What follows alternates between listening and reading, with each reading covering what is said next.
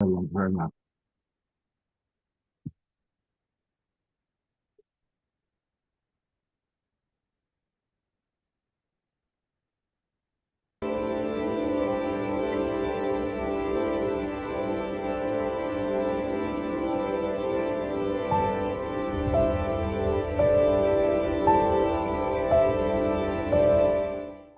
What if I were to suggest that you play a key role in the awakening world?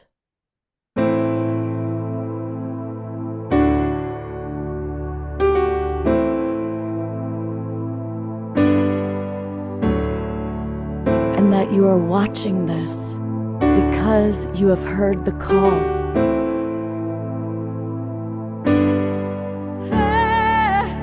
We can start right now by opening our hearts and minds.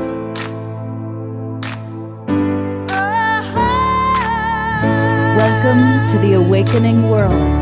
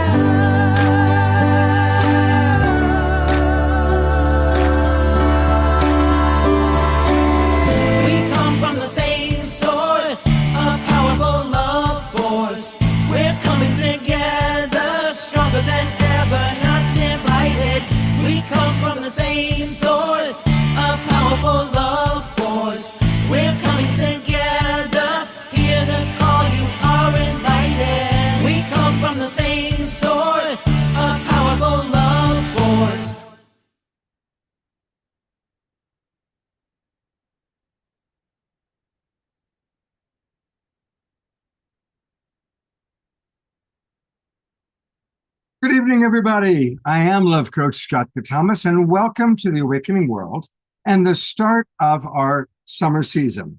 Winter for those of you in the other hemisphere.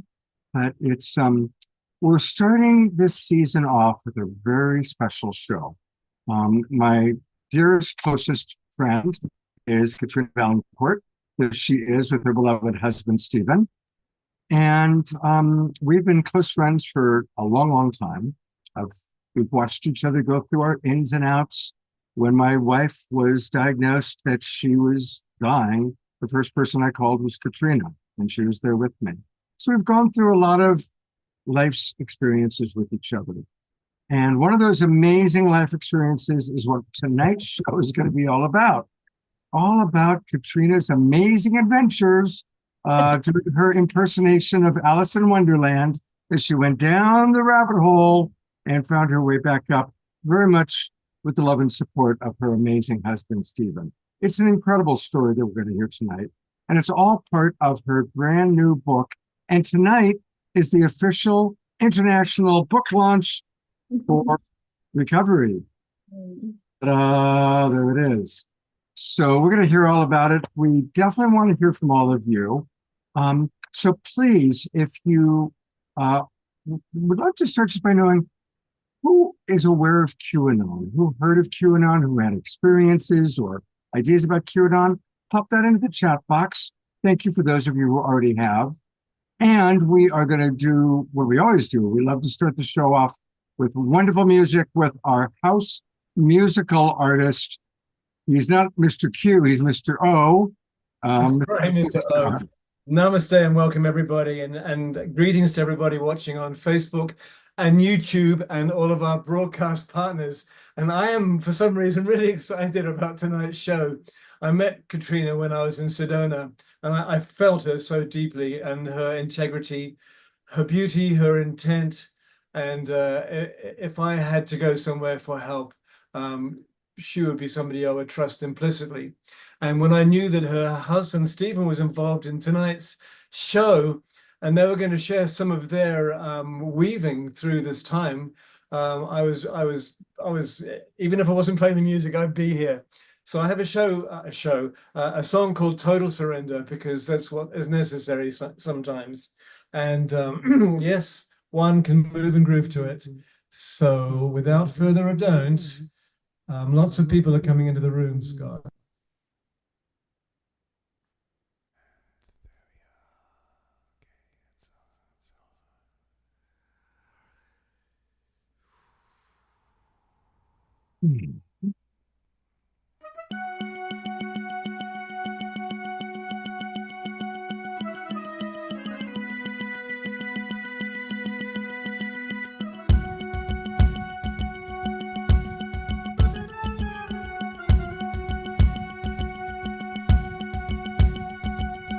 In the event of a terminal day, I would turn to you.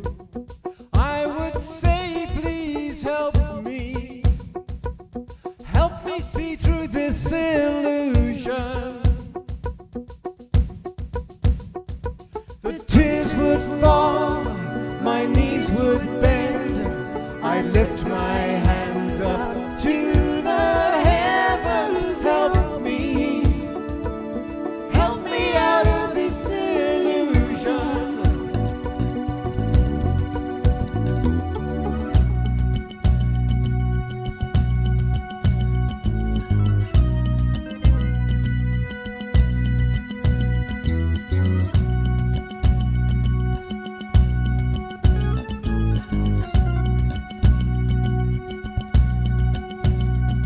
My trust is in you, my faith is strong. I hear the call, it won't be long before sunrise and the light of a brand new day. I hear you say, give me total surrender. I'm coming your way.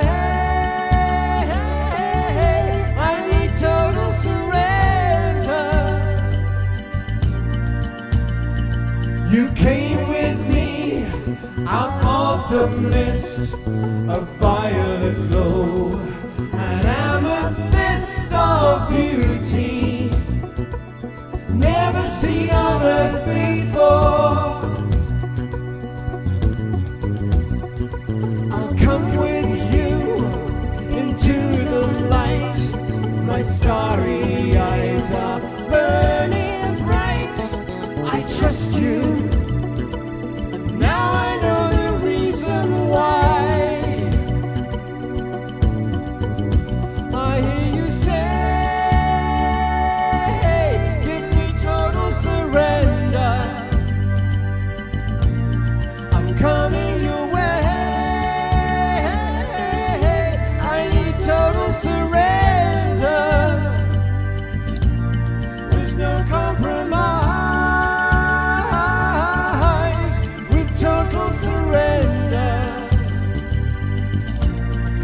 Come dry your eyes, give me total surrender. Whoa.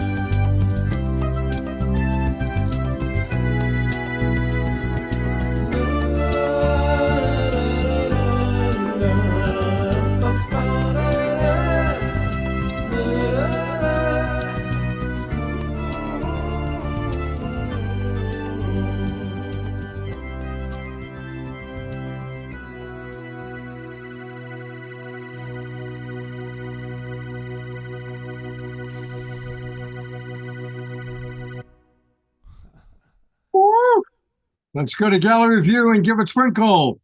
Twinkle, twinkle. That are new to our show, we twinkle our Oh, appreciations. Total surrender. And I know that Katrina had to do some total surrendering. So namaste, namasko, see you in a bit. I got to say, her husband had to do some pretty significant total surrender as I was well. going to comment on how relevant that song is and those lyrics. Good. Thank you, brother. See you. Hey, I want to invite people a few things, a few ground rules. I recognize we've got some new friends with us tonight, and welcome everybody. For those of you that are new, welcome to the Global Peace Tribe. And the majority of people right now are watching us on our broadcast partners, Facebook. We've got to about 100, 125 Facebook groups and pages, YouTube channels. And I want to invite you to come and join us. Come and join the Global Peace Tribe. This is a great time to do that because this is the start of our new season. We do 2 or 3 shows every week, always Wednesday night and Saturday night. We now are going to be doing at least 1 Sacred Sunday show every morning. We do a film series and we do special events from festivals and conferences. It's a way to really be inspired and connected. And it's really easy. Just go to globalpeacetribe.com. Globalpeacetribe.com. You can learn all about us. Click register for the new season. That'll take you to our registration page. We've got a lot of different options of ways that you can join us. And you'll get the Zoom room links right away. It'll bring you right into our Zoom room for tonight. And we're going to have a really powerful conversation.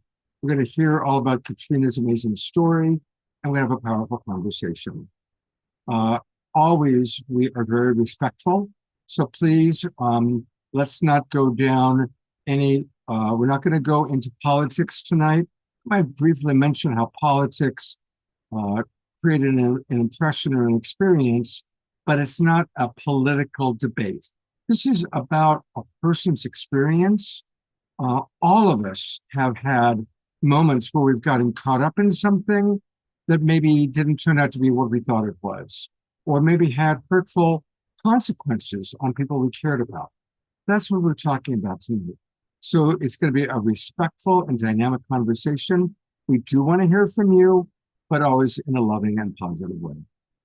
And with that, it's my pleasure to bring up my beloved friends, and both of them are true beloveds. This is Katrina and Stephen, and they've been together 7 years now, yeah? I think 8 now. 8? Yep. We're at 8, okay, at 8 years. And I'm going to go right into asking you, Katrina, a little bit about your background, maybe explain to people, maybe even as you first were introduced to QAnon, what was your introduction? That might help people to understand both a little bit about Q and a little bit about what was attractive about it for you. Sure. So my background is difficult to talk about QAnon without talking about politics because it's so interwoven. But again, this is not political debate. My background, I was born and raised in Madison, Wisconsin, which is a very Democratic stronghold in Wisconsin. I then, in my adulthood, moved out to Santa Cruz, and then I've been in the Bay Area. So I have consistently been surrounded by Democrat politics. My family, my community, in 2020, when I went through this experience, I would say that 99% of everyone I knew and related to was somewhere on the left end of the political spectrum. So I think it's important to include that in my background as part of the context for how bizarre this particular experience was. Another part of my background is that I am a nonviolent communications certified trainer. I was actually 16 years into my practice and teaching of nonviolent communication when we hit 2020. And I was going through my certification process while also going through this experience. And so my nonviolent communication assessor and my what we call pod mates, people who I was working towards certification with, were part of my support system as I worked through recovery from this experience. Is there anything else you think they might want to know about me? That's probably good. I think that's good. Okay, great. I'll add something. Okay. My experience with Katrina is she's very sensitive and cares deeply about the world and has gone through phases, as I'm sure many of us can relate to, of being really terrified about some of the events going on in the world and the future of the world. And I think that's an important part of the story as I understand it, Katrina. Mhm. Thank you. You know, when I hear you say that, I notice there's kind of an irony, which is that if we look at the state of the world right now, compared to like 2020 or 2016, well, 2020 was pretty bad, compared to 2016 or things leading up to that, um, things have not gotten better. You know, the problems that we've been dealing with in our country and as a global community, our earth systems, things are getting worse. And yet what's true about what you said, Scott, is that I used to go into pretty extreme anxiety about that on a regular basis. So I'm touching into that right now. I'm a mother. My son's actually here in the Zoom room with us, and I'm so grateful you're here. And so it's deep in my heart to seek to live in a way that contributes to a better world for the next generation.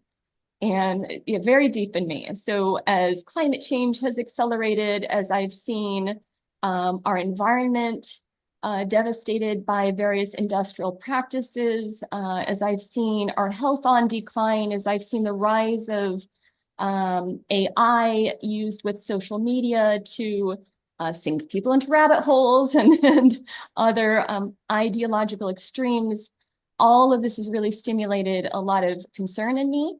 And certainly that was very alive in 2020. As a reminder, so I fell into the QAnon rabbit hole in June 12th to be exact, starting at about 11 o'clock at night, 6-hour flip. In that time, when I fell into the rabbit hole, we were 3 months into the COVID lockdowns.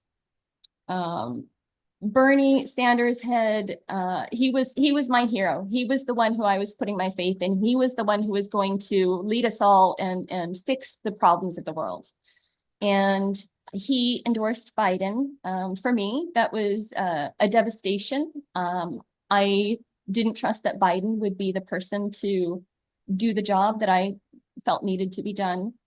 So I was in that disillusionment. The lockdowns were very difficult on me. I'm an extrovert. Having social connection, live social connection, is really essential to my sense of well-being.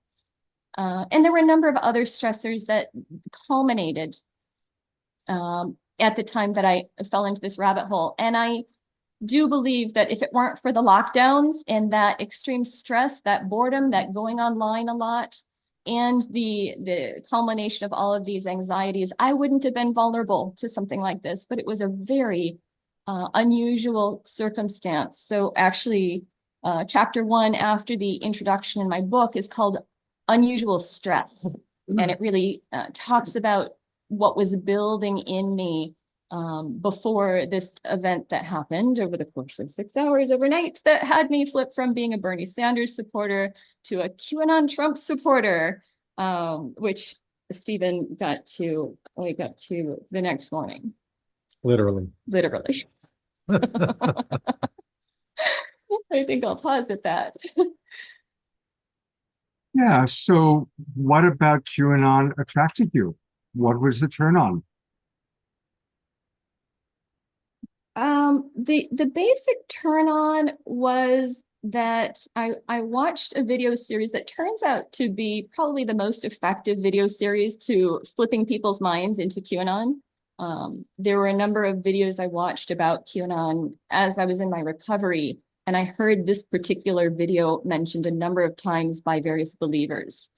So basically what the video said is there are a lot of really horrible things going on in the world, and it listed off the various horrible things that I was already familiar with, but it also added other things in that I was not familiar with. And I was like, huh, that's strange. I don't like to think that that's going on, including some of the very dark fantasies that QAnon is most known for, which culminated in the idea that there is an evil cabal that is basically ruling the earth, ruling humanity, using manipulation of money and the abuse of children to create suffering, all for power, and that there's good people in the government, including the hero, which is Q.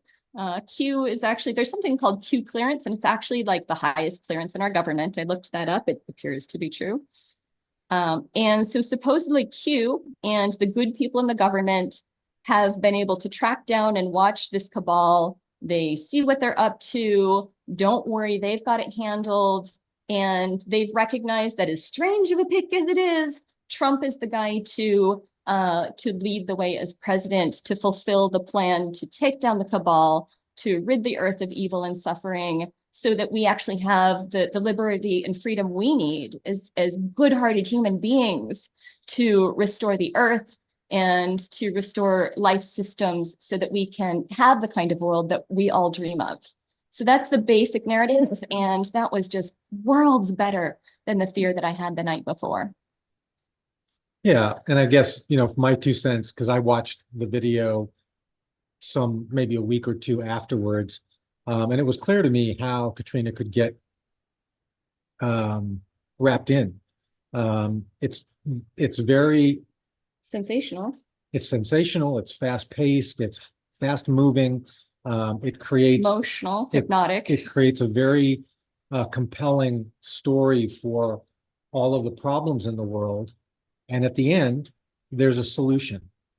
And for someone like Katrina at the time, who was feeling, I think, disillusioned with a lot of the solutions that she saw as viable, to have this essentially served on a plate. Here's all the problems, and here's how it's going to be fixed. Mm-hmm. It was very attractive to her. So I got it when I saw it. And yeah. There's another piece to that, because one of the things in the video that made it effective is it said, don't take my word for it. Just watch this video and then do your own research. Check out everything that I'm telling you. And I was like, okay, cool. Good idea. I'll look at these weird things and see if they're true or not. I didn't know, I had no idea what QAnon was. Like, at the time, it was just not on my radar. So nor did I know that it started in October of 2017. And by June of 2020, there was QAnon content all over the internet.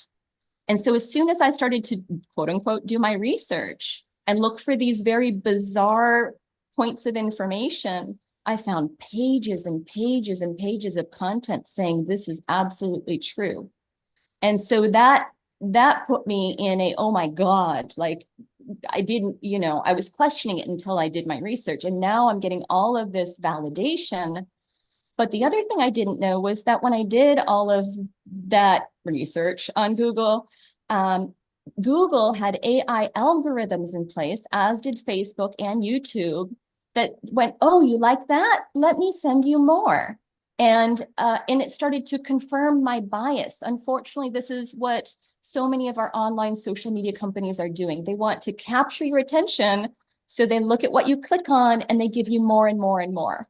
And they go, oh, you know what? Somebody who watched that video also really liked this video. Let me show you that one. So all of a sudden you end up in this echo chamber that was, populated by people who got stirred up by QAnon, but then it became like almost cemented by these social media AI algorithms.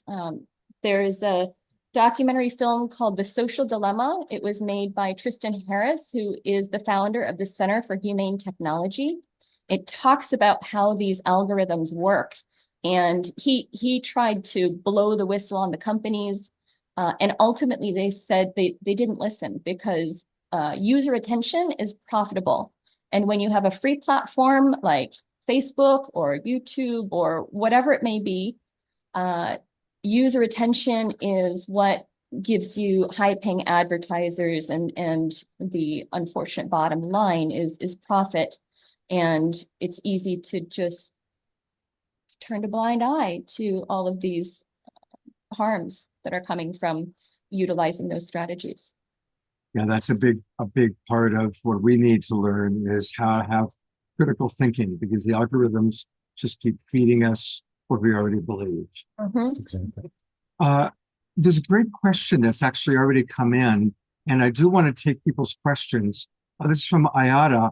She wants to know, what was the fix? Like, okay, you saw these problems, you could relate because the problems that we all know, I think most of us know that there's governments within the government. So, you got all this information that was like uh, helping you to increase your paranoia and also the problems. What was the fix that was so attractive to you? I'm not sure if I completely understand when you say what was the How did you fix come that was out? so, how did I get out? Yeah. That's the No, question? no, no, no.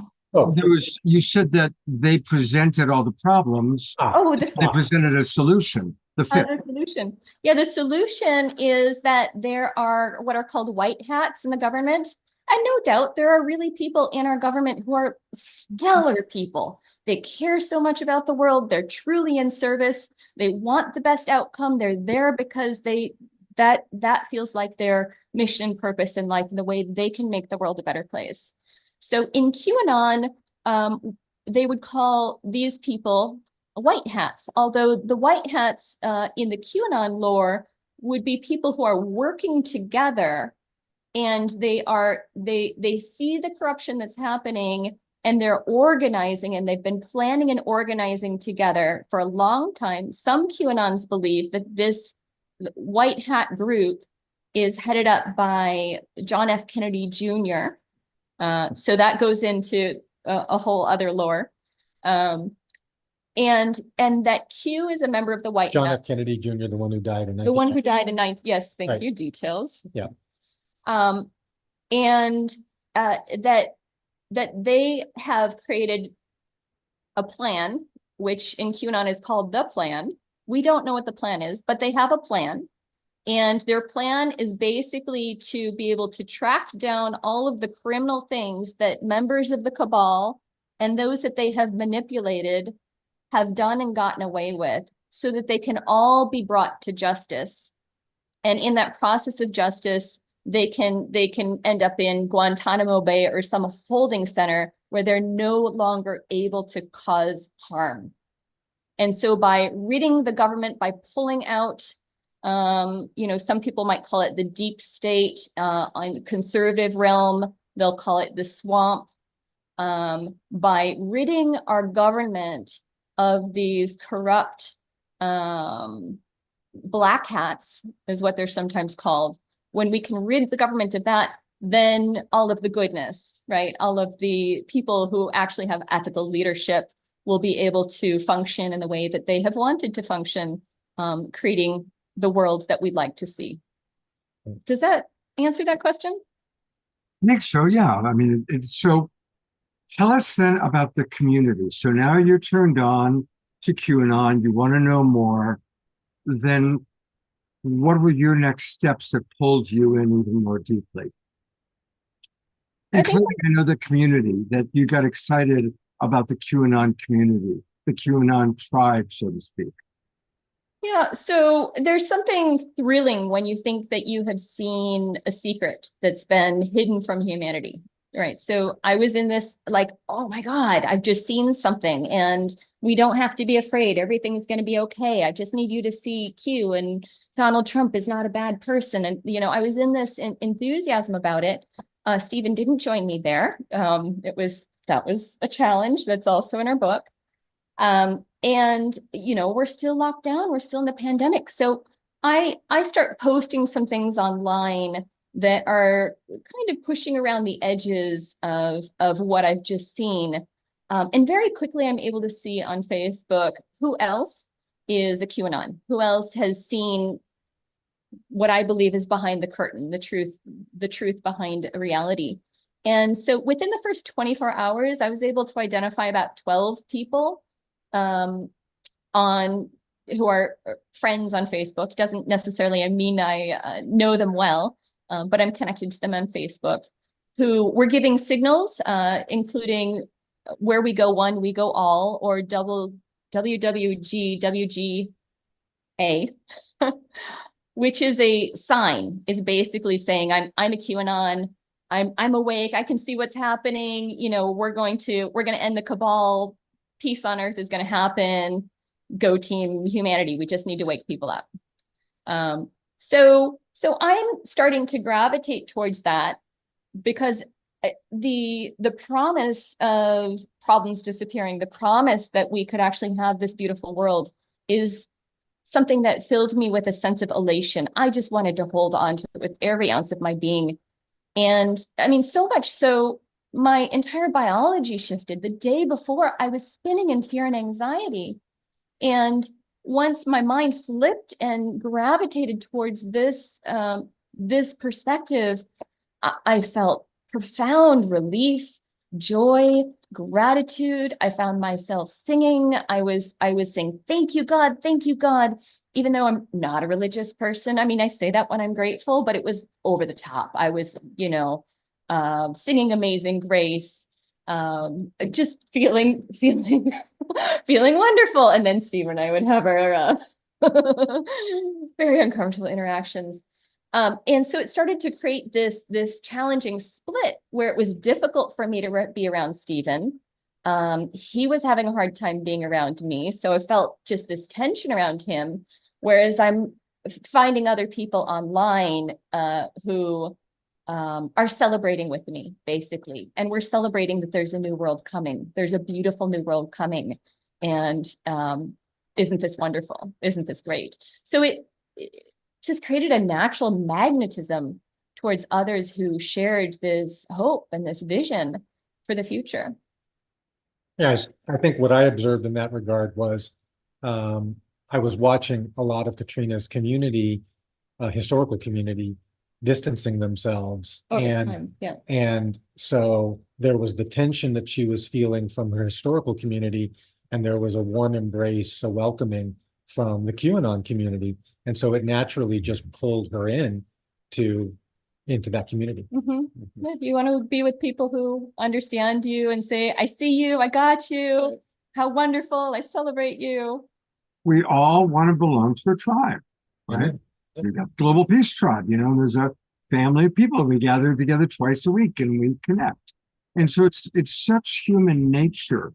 So I think it's important for us to look at, again, solutions to big problems, a welcoming community. This is, makes it a very attractive package. So it's totally understandable. And I can remember Katrina calling me and she was so excited because she found this wonderful thing. The world we're going to be saved. Everything is good. And I was skeptical. Stephen, what can you share that you feel comfortable about how this was for you, watching the woman that you love being happier, but also going down the rabbit hole? What was your experience like?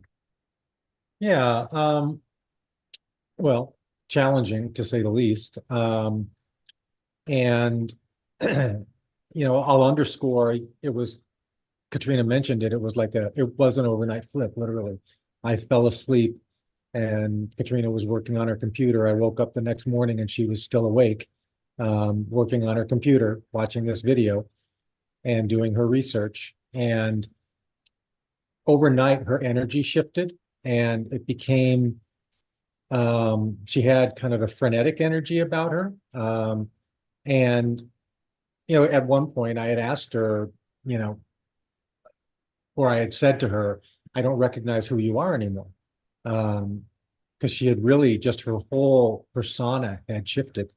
And, as we started to peel back layers of the onion, it took a while to really understand where she was going. Finally, I think maybe it was a week or two in, she asked me to watch the video that had brought her in.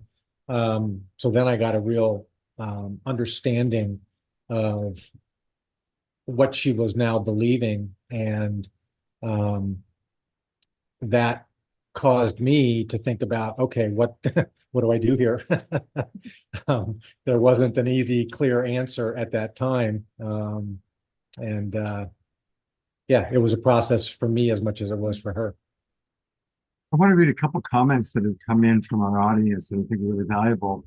Karen S. points out how QAnon took something meant for good, but then kind of manipulated it, which is, again, almost all cults or almost all movements like this do begin with some truth. And then, I mean, look at the Christian religion. It started with the beautiful Christ teachings, and the Roman Catholic Church is probably responsible for more death and suffering than any other institution that's lasted for 2,000 years. It's again, it's such a human thing. I think you can appreciate this comment that came in, because that's the point of tonight's show, is to help people understand. And Carol Craig, coming to us from Trinidad, writes, my two sisters are inherently good people, and now I can totally understand what's happened to them. One is rather fearful and the other hateful, and both have had their seeds watered by this ideology. They're perfect candidates for what you're talking about. So I'm glad, Carol, this is helping you to have understanding. Susan writes, anxiety is not necessarily something to avoid.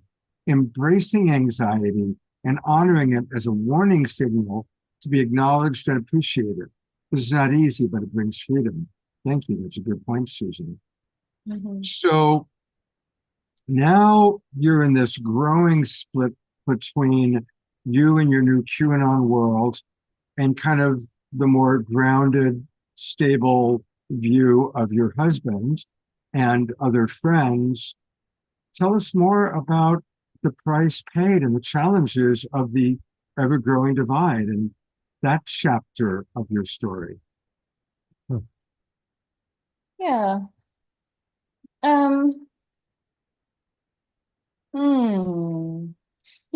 I notice I'm wanting to backtrack on something, even though it's a bit of a tangent. But this piece about how QAnon started off as something beautiful and then got manipulated. QAnon is not actually well defined. Just to give some context, the way it started was somebody, we don't even know who. We don't know if it was a single people, a group of people, if it was a constant person, if it changed. People have done research. We've never figured out who Q is. But whoever Q is, they started posting on these very cryptic messaging boards called 4chan and 8chan. And they're messaging boards that had a lot of hate, a lot of white supremacy, a lot of really twisted erotic stuff. The turns out Anonymous, the digital hacktivists, also sprung from there. So it's not all, it's a mixed bag in there, but there's a lot of stuff in there. And what QAnon is it's what people made up about those messages that came on the board. If you just look at the messages, it doesn't represent QAnon. QAnon is this thing that grew as people started to make up stories around what all of the hidden messages from these Q drops meant. And so there are people who are called bakers, and they're the ones who try and decipher the Q drops. They become the experts. And then there's more and more experts. And then there's influencers who are building YouTube channels and other media channels. And so QAnon becomes this amorphous thing where anybody can throw their influence in. If you have actors even out of Russia or North Korea or Iran or China who want to weave their propaganda into QAnon, they can do it, because all they need to do is influence one of the influencers who says, I am an authority on QAnon. So I also think it's important to understand that there are different entry points to QAnon. Definitely. So Katrina kind of fell into, what is it? The Pastel Q. Pastel Q, which really was playing on the child molestation, child trafficking angle, which of course would capture any of our hearts as something that is problematic. And it made it into this pervasive and a pervasive problem that was being essentially managed by people who you would say that's absurd. But that was the case. But there were also entry points in the white supremacy realm. Mhm. And Pro-Trump realm, of course. yeah, and so there were different entry points to this. And one of the things that was shocking to me is, as we were learning this over the years, at one point we heard that there were like 30 million people around the world who were Believe in it to who were some believers of this belief significant system. degree. That meaningful Mhm. international body of followers. Yeah. So it's not something to be thought lightly of in any means. Yeah. Yeah. Yeah. So the pastel Q track emphasizes child protection, appeals to maternal instincts, and promotes natural health and spirituality. That was my entry point. That's what I was drawn to as well. It's there's a bit of a buffet, right? Those social media algorithms look at what you like and they give you more of that. And so whatever people's entry point is, they will search for whatever they're interested in and they'll get that version of QAnon. So there's a basic narrative about Q and Trump and the white hats, but then there's all kinds of spinoffs. There'd probably infinite spinoffs. So we can't capture it like we might be able to Christianity and the various sects of Christian belief. There's some interesting comments coming in from the audience, so I want to read some of them. Kathy Seagate points out that a man in New Jersey was posting the Q posts and was arrested years ago, so there's that possibility. In a moment, a question about how does Trump come into the picture? So again, not going political, but just sharing kind of the more historical part of that. Now, this is a very interesting comment from Elizabeth Sartoris, she's a presenter on our show sometimes. She's a highly respected person. Elizabeth writes, a dear friend of mine, a yoga queen and conflict resolution expert, did 49 peacekeeping trips to the Soviet Union under Gorbachev, who gave her an office in the KGB building in Moscow. Oh. She learned that the KGB invented QAnon. Its first play out in the United States did not last, but when Trump and AI algorithms came onto the scene, they revived it. So that's a very interesting, just 1 second, Lori. I'm going to read a couple more things and then see what you have to say. Karen Stewart writes, white supremacy had nothing to do with the original thing that we were waiting for. That was one of the things that was added in, but things were distorted. So there's that. And do you want to explain a little bit about where Trump fits into all of this? Sure. I think the guy in New Jersey, by the way, I think he was just reposting them and consolidated a website, but I don't think he originated the drops. Trump fits into it because the story is that these white hats in the government and this deep state insider Q, the really good guy, has looked at all of the presidential candidates that could possibly work as an ally with the plan to overcome the cabal, and they've identified Donald Trump for whatever reasons, including that he's got so much money he can't be purchased by special interests. And he was a political outsider. And he's a political outsider, and who knows what else. I don't know that there was really a case built except for trust the plan. Right. The plan is that Donald Trump is going to do this. And then the video I watched started to also give evidence to show how Donald Trump was using special signals and to communicate things secretively that other people could read his signals and understand, or how he was taking down child sex traffickers in a way that no other president ever had. I haven't fact checked all of that stuff. I just know that at the time that I watched it, I was very influenced by what I saw in the video to show that, he's actually doing a bunch of good things that were totally outside of my visibility. That wasn't too far a stretch. Well, it was a pretty far stretch for my mind to go to. And I was in a place of recognizing that I felt nausea and anger when I saw Donald Trump's face or heard his voice.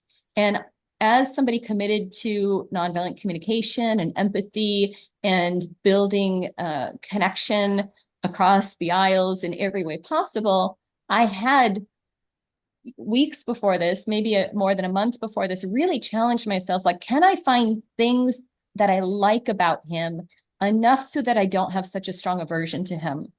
And there were a few things I was able to find. So I had the door cracked open to the possibility that maybe what I had learned about him was disinformation by the cabal, because they felt so threatened by him, they wanted to take him down. So that's another part of the QAnon perspective, is that everything critical of Donald Trump is promoted by the evil cabal because they're so threatened by him. They can't have him in power.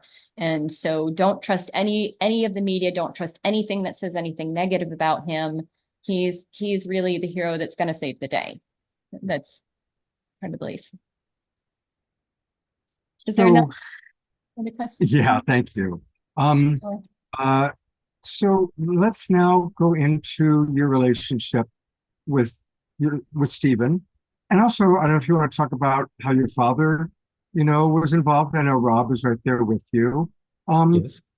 So tell us about how, as you were going down the rabbit hole, the people that stayed with you, and of course it was hurtful because I know that you did lose some friends. Tell us about that part of it. Yeah, thank you. Well, gratefully, my relationships have recovered. So I'll share the good news first. As I shared, I'm an extrovert.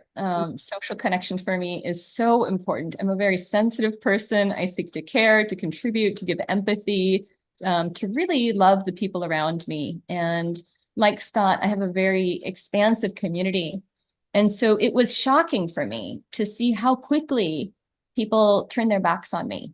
How quickly they would say unkind things to me in comments on Facebook, how quickly they would block me. So I had a massive amount of social rejection that the only thing I could understand is they've all been brainwashed by the cabal. They can't see how I'm trying to wake them up. I'm trying so hard because I don't want them to be harmed by the dark and sinister plans coming in. I just need to wake them up to what's going on. I love them so much. Can't they see that? That's the place I was coming from. And almost across the board, it was rejection. It was people blocking me, and it was people, some like seriously digging into me and name calling. And that was quite challenging. With Stephen, we had a lot to navigate. He's a Superman for staying by my side through that. It's really superhuman in ways. There was at least one person in our community who took it on his own behest to call Stephen and to try and convince him for the longest time that he needed to break up with me. He needed to end the relationship. He needed me to just go on my path and do all the social damage and crash my life and pay the consequences, because there's no other way I would wake up. And Stephen chose not to do that. Yeah. So Stephen, how did you make it through those hard times? Oh, I drank a lot. No, just He doesn't drink. I don't drink. That was just a joke. Yeah. I think what was important for me was getting a lot of outside support. I had a longstanding relationship with my own personal therapist. I actually ended up consulting with an additional 2 therapists and 2 psychiatrists, just trying to figure out, how do I deal with this? And it ended up being that my personal therapist was the most instructive in that. I also tried to kind of build a support mechanism amongst family and friends, which, to be honest, was a little bit more challenging because Katrina was being fairly guarded about her beliefs to that inner core group. So her father was instrumental and a great advocate and collaborator with me. And I feel blessed to have had him by my side through all of this. Same with her son, Jaden. But I can remember talking to a couple of her close friends and community, and they're like, no, you're full of shit. That's not Katrina. No, it can't be, because she hadn't opened the kimono to them fully about Okay. what her beliefs were. And so I was getting gaslighted regularly, and it was just like, okay, I gotta just take that as, there's only a few people that I can really rely on here as my support group. I think mechanistically, or I'm not sure that's the right word, but the way I interacted with Katrina, which also evolved over time, was to really come from a place of patience and curiosity, which was, again, it was advised by my therapist to really kind of think of this as if she's gone to become a born-again Christian, or taken on some other belief system that she's become embedded in, and to just really become curious about it. And so I did, and we had to set up ground rules around that. One of the things that was important for our peace of mind and our ability to continue together was, really constraining conversations about this stuff to specific periods when we were both resourced enough to do it. We knew the conversations were coming. We were ready. I can remember going into my own personal mindset of, okay, remember, be curious, be open-minded, have to just keep telling myself, don't judge, just listen. Mhm. And then as time went on, I would find things where Katrina might, I might say, would you be open to an alternative view on that if I could find you some information? And so I would start picking individual items and doing some research and saying, here, take a look at this as an alternative view. Mhm. And over time, that started to chip away and create at least questions in Katrina's mind as to, what am I really believing the right things here? Or I see that there are alternative views. And I think, just to take a step back, one of the things that I tried to coach Katrina on early on was to get off of social media. Fuck, I was and- so addicted at the time. You I was in were. a fear trance around it. Yeah. Do you know what's going on? Right. But part of that was to stop posting things, Yes. because I was bringing Yes, you helped into moderate that. her attention that her posts were starting to create discord and detachment from the community that she values so highly. Mhm. And so I just questioned her, is that really where you want to go with this? And so that kind of slowed her down in that regard. So that was important. And I lost what I was, the next thing I was going to say. But Okay. sure. One of the things I also noticed is that when I did share things with you, it wasn't always 100%, well, I don't believe that's true. There were some times where you would say, well, there's some truth to this. And then you try and parse apart what was true from what was not. Yeah. And for me, that was really important, because if he had just said, none of this is true, everything you're saying is completely full of it, I wouldn't have felt safe with him. And I would have been in this conflict of like, he's my husband, I want to talk to him, but he doesn't listen. I would have had some conflict. But you did really seek to look at where is there truth, and how can we be more objective where there is not. And that was the other thing that I was going to mention, if I may, just very, very briefly. Thank you, Tom. Truth. So I started to plead with Katrina to move away from a place of believing that what her belief was the capital T truth, and just to acknowledge that it's what she believes. And there's a big difference between a belief and the capital T truth. And the fact of the matter is, we, and most, if not all, of the people on this call really can't know what the truth is, the capital T truth, about political stuff, about stuff happening in other places. All we can know is what's directly in front of us, what we experience personally. And so I tried to try to separate this mindset of, I know the truth, and you don't, and I need to bring you along this path to the truth versus this is what I believe. And if this is what I believe, then can you have room for what I believe? And then that creates an opportunity for a dialogue. Yeah. I really appreciate that you just shared that, because Stephen just shared two really important things for us to remember. When do we get hooked into thinking we know the truth with a capital T? And that's a very vulnerable time, because we as human beings, we want to believe it was special. We want to believe we've got that inside track, you know, and I mean, it goes all the way back, all through humanity. Human beings are prone to believing that they are closer to the truth than others, and then that creates discord. The other thing that he said before that's really important, when we're with someone who has a different political belief or has a different spiritual belief, be willing to see it from their point of view. Don't just immediately discard it as not true or not real, because it's real for them in the moment, or it's real for them in a big way.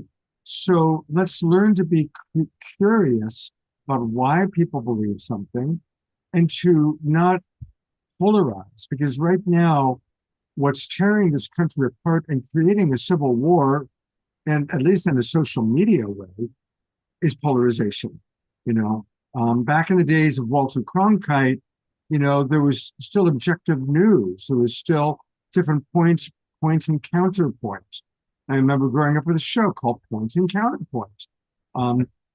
Katrina works a lot with our friend John Kenyon, who has a program called Across the Aisle, bringing people across the aisle together. There's so little of that happening right now. The polarization is so terrible. And because of the algorithms feeding us what we already believe, it's getting even worse. So we, as global peace drivers, we really want to create peace. We've got to be open-minded and be curious about people who have beliefs other than our own. Thank you for that. I'm going to ask one more question, take a couple comments, and then it's time for our mid-show Omashar break. So we'll go to Omashar in a moment. But there's a lot of wonderful comments coming on in the chat box. I'm just going to read a few. Elizabeth Sartoris writes, "Congratulations, Stephen, on getting help and sticking with Katrina. In my dear friend's case, her husband went down the rabbit hole with her. This situation broke up a wonderful social family after almost 20 years together. I kept trying to heal things, but never succeeded. I still want to try, and your story, Stephen, is helping to inspire me." That's very beautiful. Dia Therese writes, "Agreed, Scott. Stephen just spoke capital T truth, and this point is key, the understanding of this entire presentation tonight." And there's other people appreciating. And Drina Joy pointed something interesting out. She did a, Dorina writes, "It's interesting that years ago, QAnon search on YouTube would result in tons of shorts and videos. Well, right now, the only one that shows up is our current Awakening World live stream by Soul Search and the images of Katrina and Stephen. Nothing else directly related to QAnon." Well, that's because it's possible this video will disappear because the word QAnon is in it. The algorithms will search for that and boom, censored. Doesn't they won't necessarily look at the context, unfortunately. Yeah, so it's very, very interesting. All right, question that comes up. So there's a question actually from one of our Facebook audience of wanting to know if Stephen ever actually considered leaving the relationship. Obviously you made it, so you can tell the truth now, but did you ever consider leaving the relationship? Yes. I had given myself 6 months to either see if Katrina was going to come back out the other end, which thankfully she did, or if we could find a happy place, even if she didn't. So that was the end of the year, and her beliefs started to crack in November. And so, yeah, but I had it in my mind that there was an exit point if we couldn't make it work. But I gave it that 6 months All in. to try to make it work. Well, we're glad that you did. We're going to hear after Omashar's song how coming back out of the rabbit hole. Now we learned about dropping down, and we're going to learn about the entryway back up. And everybody's continue to put your thoughts, comments, questions into the chat box. I'll try and check what's going on Facebook. And here's Omashar. Okay, and now for something completely different. So let's take a few deep breaths together. Let's remember to breathe. It's always a good thing. All right. Oh, where are we?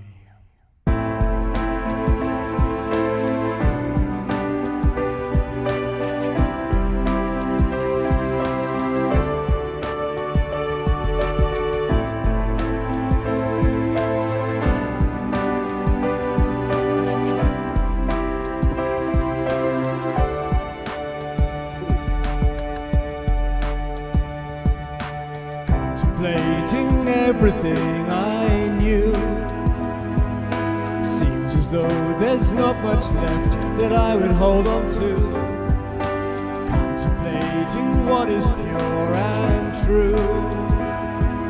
Sun and moon and stars and light and earth and water too. We are rising, soaring, flying, living life so free. We are flowing, changing, growing, loving all we see.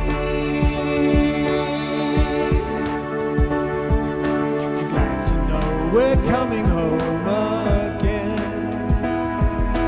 Open hearts and open minds and loving friends and open doors. Look at the one who's standing by you now. Destiny is in our hands, so leave the density behind. 'Cause we are rising, soaring, flying, living life so free. We are flowing, changing, growing, loving all we see. Turning to the face of those who need the light of truth to help them turn the other cheek and turn around. Lift each other up into the highest point of view so that together we can move to higher ground.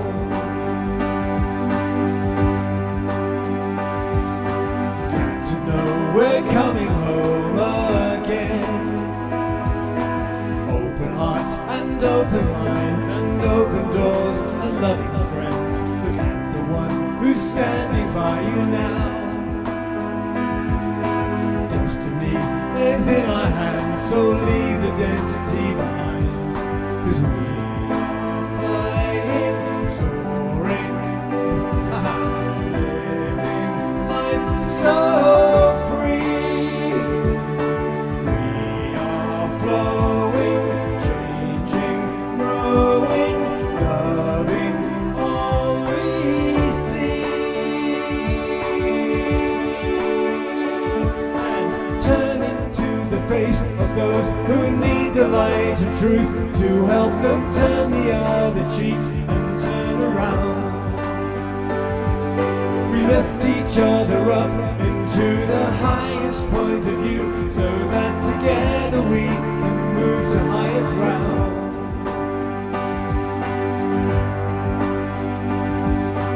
Contemplating everything I knew. Seems as though there's not much left that I would hold on to.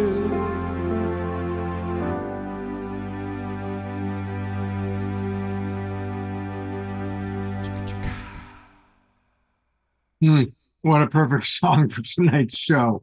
Hey, let's all twinkle, beloved Omashar. I mean, those words, those lyrics, Omashar, are like I wrote them for Katrina and Stephen, knowing that they would be right bullseye or heart's eye. Yeah, wow. Hey, I want to remind everybody that we can all support our beloved brother Omashar by buying his music, and you can get it by going to Bandcamp. If you just go to his name, omashar.bandcamp.com, there are 5 wonderful albums there, all waiting for you to, and that way you don't have to wait until the next Wednesday or Saturday night. You can listen to Omashar anytime. So let's all support our beloved brother. Thank you, brother, and I shall see you later.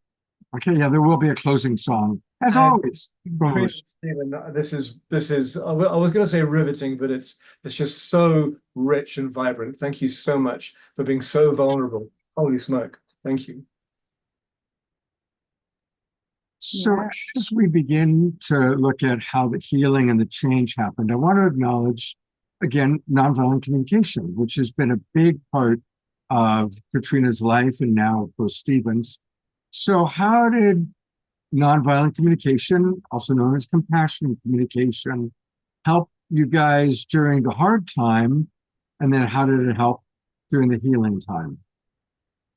So before we do that, Scott, if I may, I just want to say a couple of things if I could. And it's specifically about Recovery, the book. And I really want to give Katrina kudos for this. You know, in many ways, it's a memoir, but the amount of research that she did on this book, she's been working on it now for 18 months. It's a case study. She went back and she pulled communications from 2000, 2001, you know, direct quotes that she and I shared and she shared with friends. So you can actually see this thing unfolding. And to me, it's a compelling read. And I know people that we shared the story with found it that way as well. And it's also very thoroughly researched. There's maybe 500 plus endnotes with references to articles and things that were sources for her.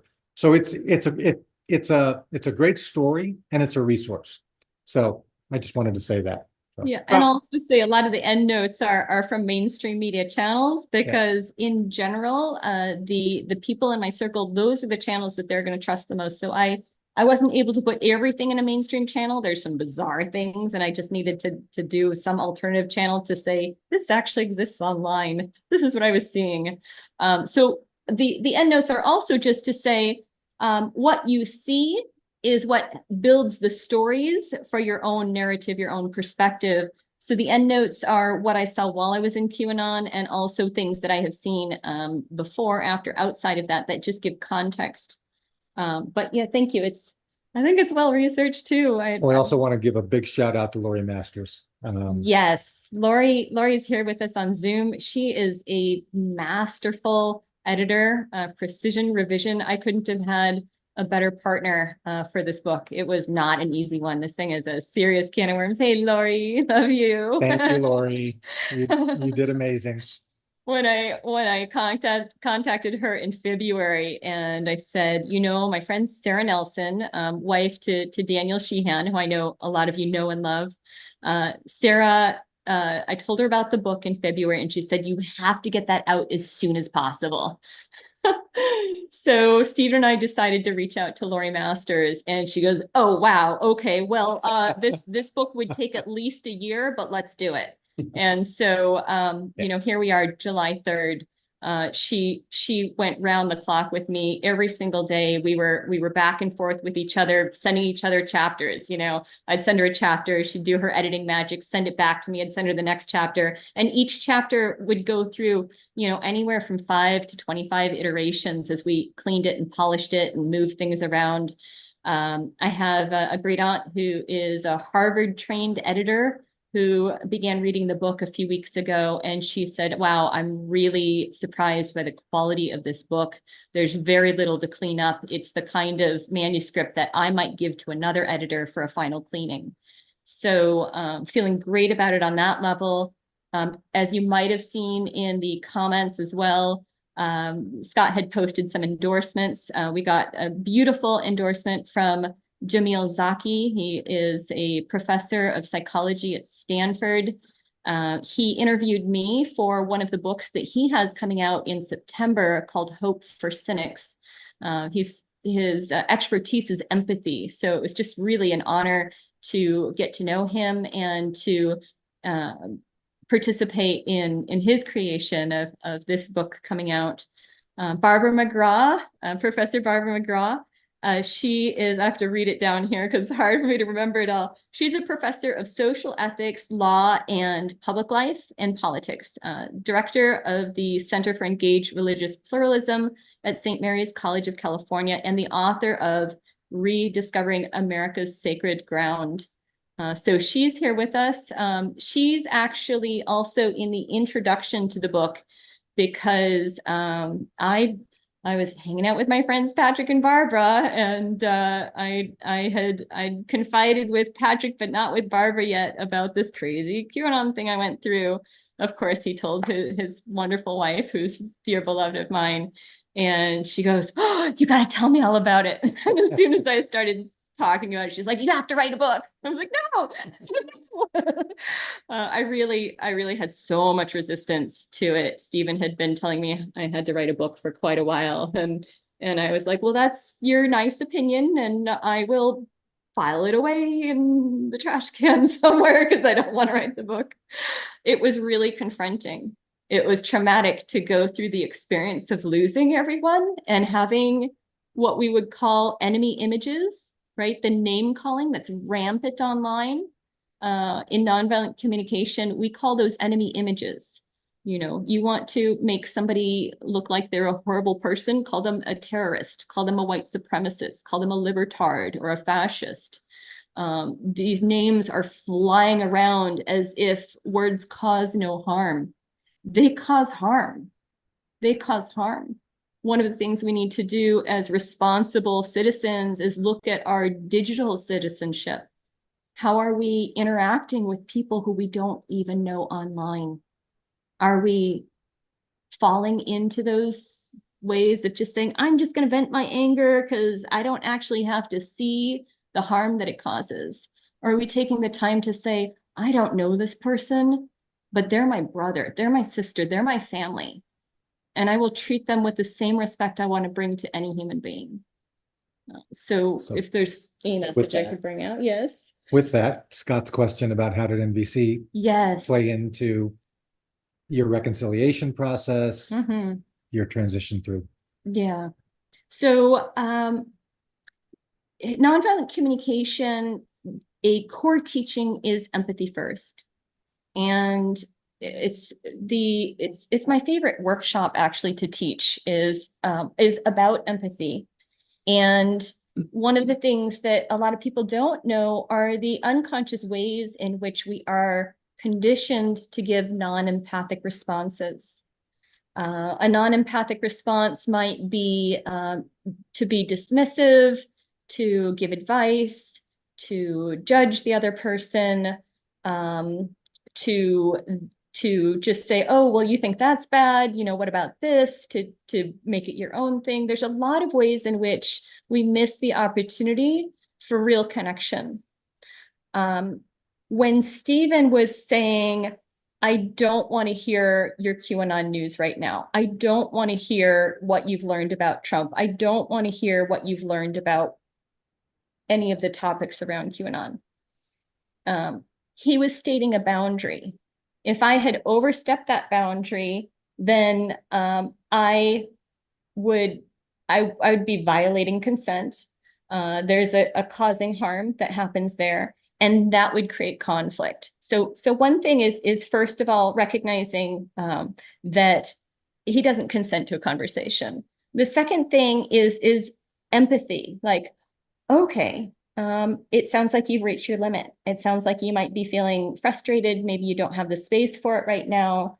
It might be that right now you'd like to relax and enjoy life as opposed to talking about this.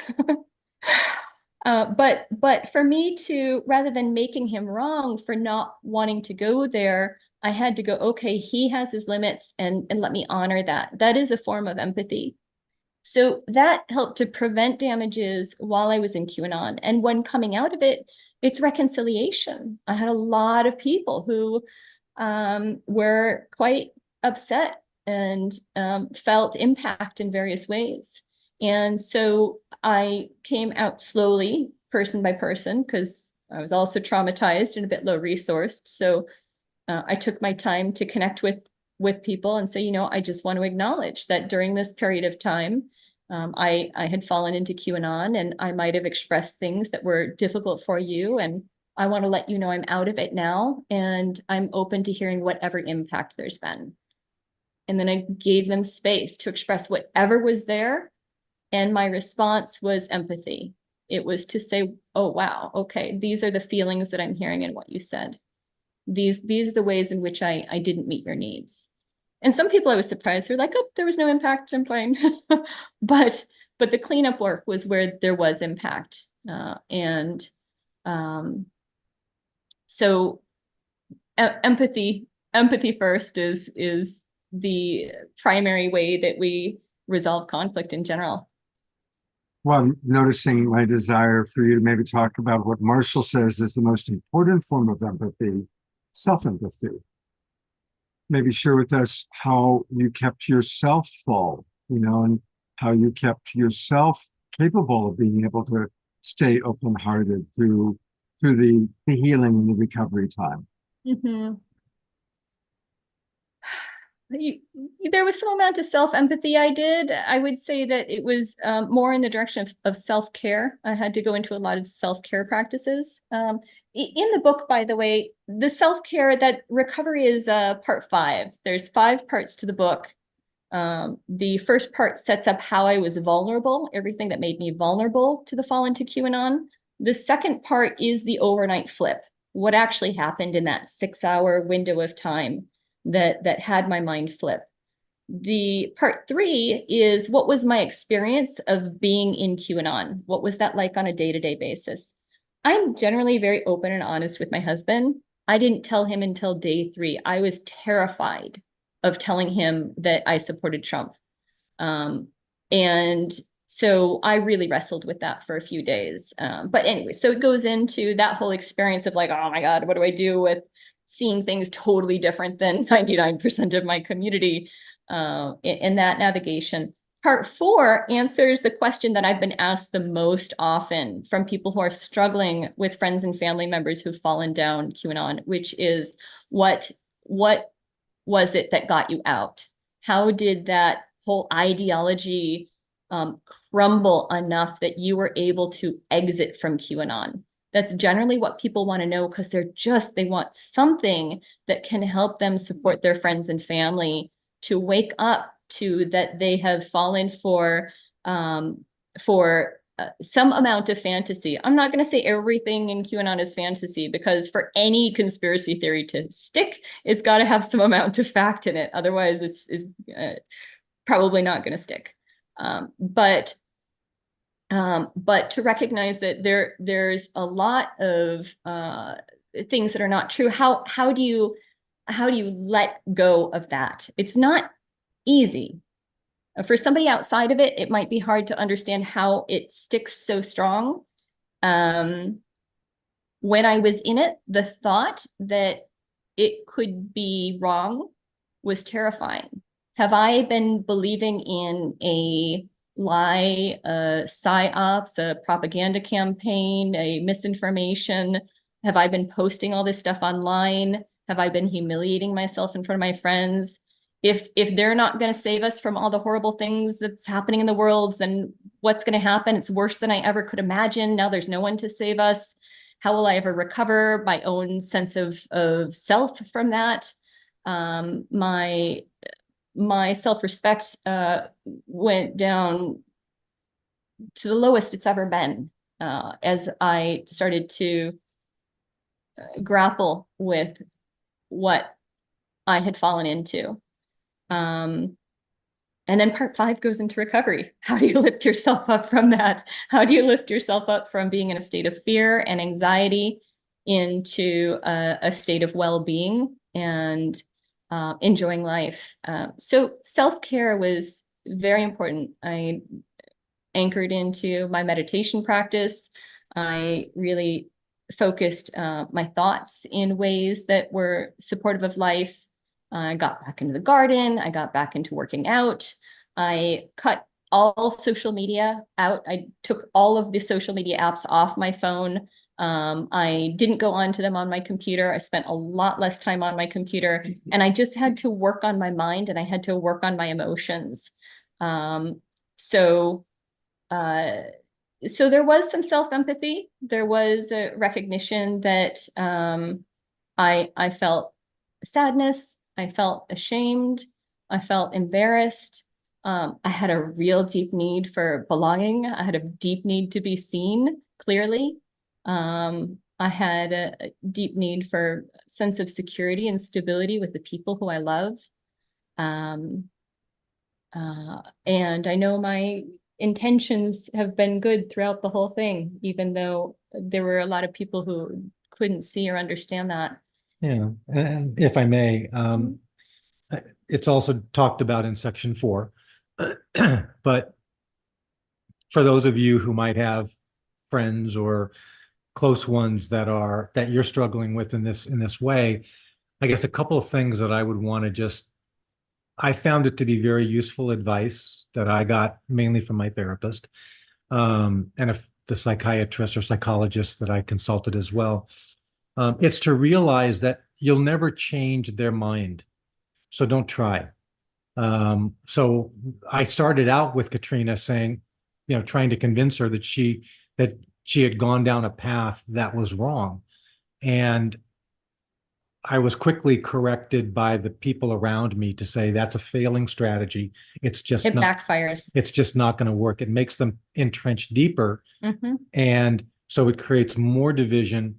And so when I said earlier that I had given myself 6 months to either see if she came out or to see if we could come up with a way of living, even if she had stayed in it, that was around not trying to change her mind, trying to see if I could live with accepting that, and then putting the conversations around politics and things that were related to this into small boxes of time so that we could then just focus on life. Mm-hmm. We have a beautiful home, a beautiful yard, a beautiful family, lots of beauty around us that's very engaging, and dreams of our future, and all those things that are plenty for us to focus on and plenty for us to find joy around.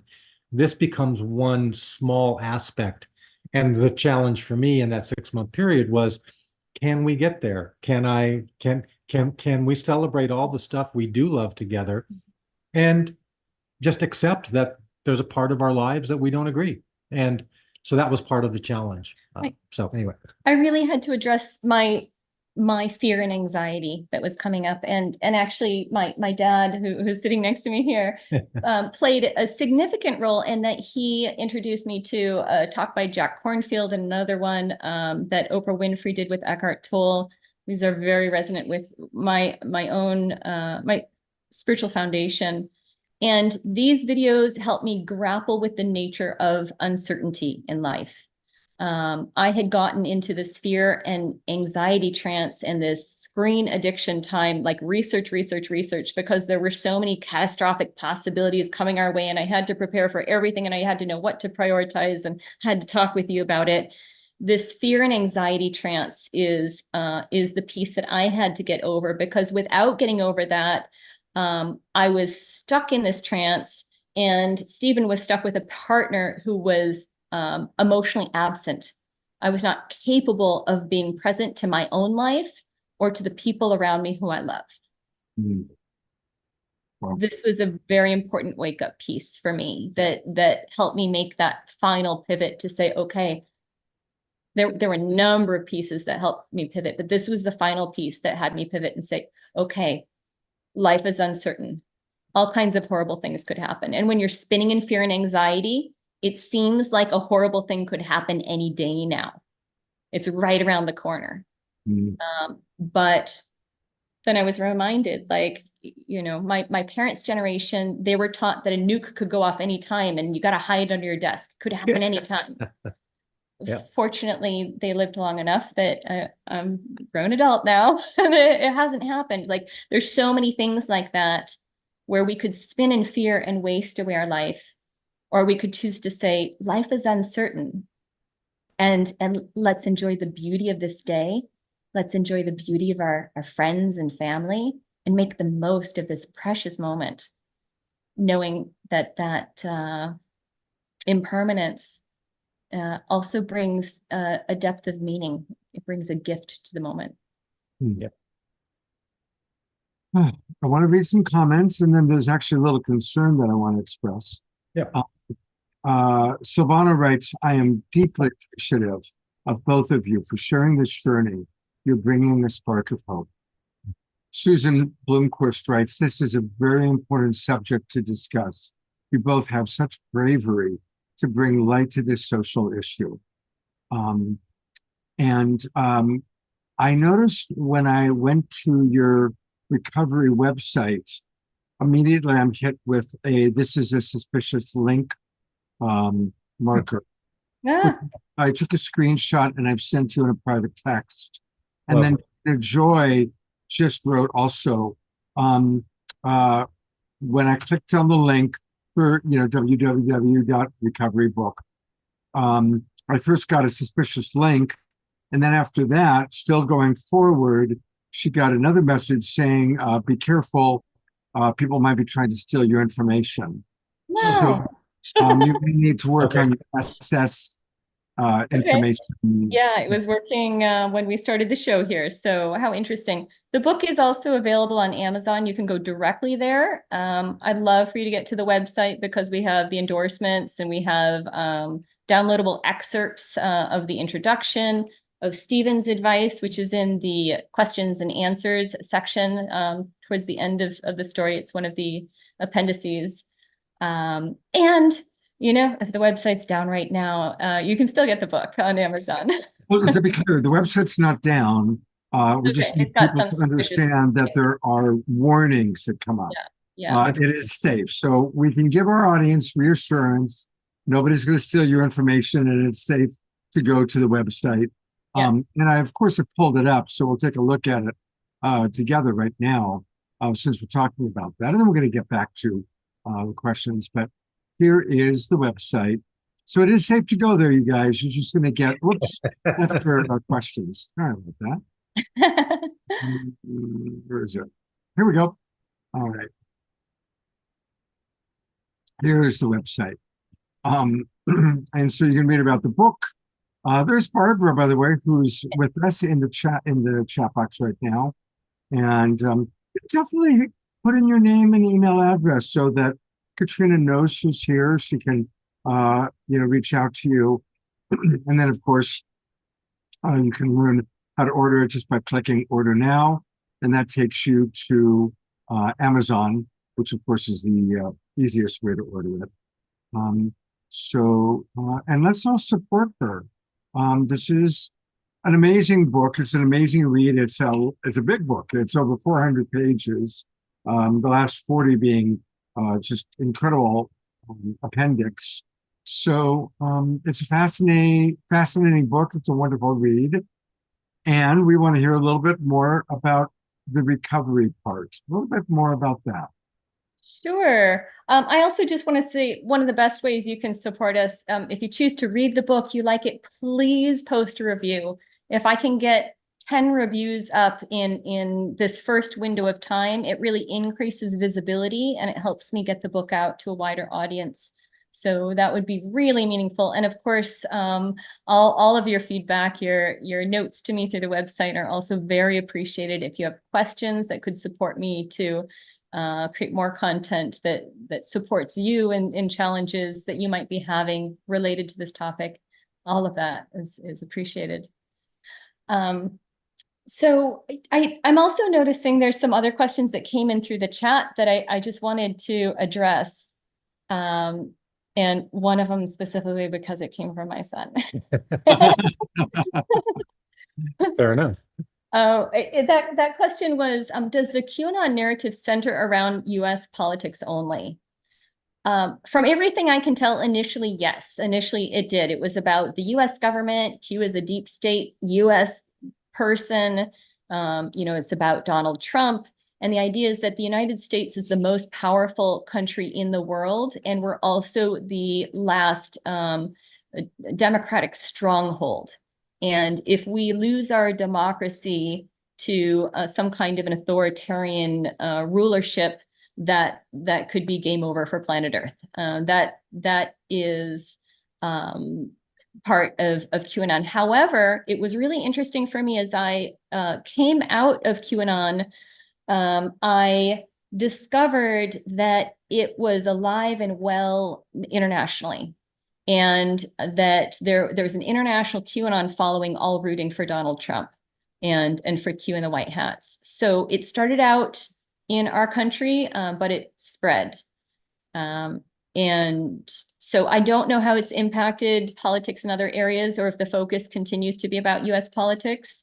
I haven't been following it in the last few years, but I can answer the question in that way. And your son is asking a follow-up question. Do you have to buy on Amazon to be able to leave a review there? I don't know for sure. To leave an Amazon review? I think so. I think you need to have, yeah, I'm pretty sure so. I think so. Okay. And apparently there's some comments that it might be a Zoom protection thing because they got a similar warning going to almoshar.bandcamp. So, Oh, okay. it's July. Zoom changed a lot of stuff July 1st. So a new Zoom thing. So anyway, it's safe to go to the website. Everybody go there and buy it. Does your father want to say anything? I know that Papa is right there. Do we want to bring Rob on to share a little bit? Sure. Sure, I'll move over. There he is. I don't know. I've been intrigued by this interview. It's been quite an experience for me. And I really don't know if I can add anything of real value to the beautiful way that Katrina and Stephen have articulated the story. Just to say that I'm full of admiration and respect for Stephen. I think he's a prince. He did it. It's phenomenal throughout this entire thing. My Katrina, who I adore, I know her heart. I was unconditionally with her throughout this entire experience, and I knew she needed to have that type of support in order to stay emotionally stable. After which I encouraged her, I encouraged you to resource herself through her spirituality, which she mentioned. And I think that was one way that she was able then to develop enough stability and enough of a perspective on the toxicity of the information that she had digested. Definitely. Because that 10-part video that she referenced in the beginning that drew her into QAnon gets darker and darker and darker. I watched the first 7 parts, and that was enough for me. I couldn't go any further. It gets really dark, really bizarre. I was bawling. I cracked open emotionally, felt devastated watching that. I was like, oh my God, it's this bad. It has to stop. Right. It has to stop. And so what I suggested was that she was feeding herself emotional spiritual poison. Spiritual what poison. You called it. Spiritual poison. Yeah. Yeah. I said you're digesting spiritual arsenic, and is that what you want to do to yourself?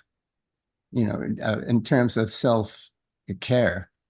It was a really important thing. And I think you really grabbed onto that and thought about that. And once Katrina was able to take that in and realize, my God, I really ought to step back and maybe take a more unemotional, rational look at some of these beliefs.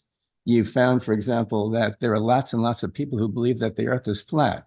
There's a whole flat earth society out there. It's got a lot of adherents. And Katrina said to me, Papa, a lot of the things that these people believe are similar to what I've been reading in the QAnon. Really weird. They think the earth is flat and they're going to prove it. Yeah. So, and that kind of thing, I think, was part of the way she was able to crack through the